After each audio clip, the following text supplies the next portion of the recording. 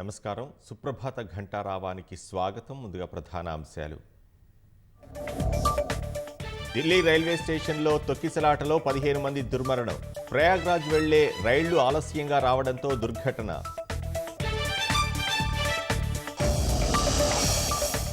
కులగణన వివరాల నమోదుకు నేటి నుంచి మరో అవకాశం. సద్వినియోగం చేసుకోవాలని సూచించిన రాష్ట్ర ప్రభుత్వం.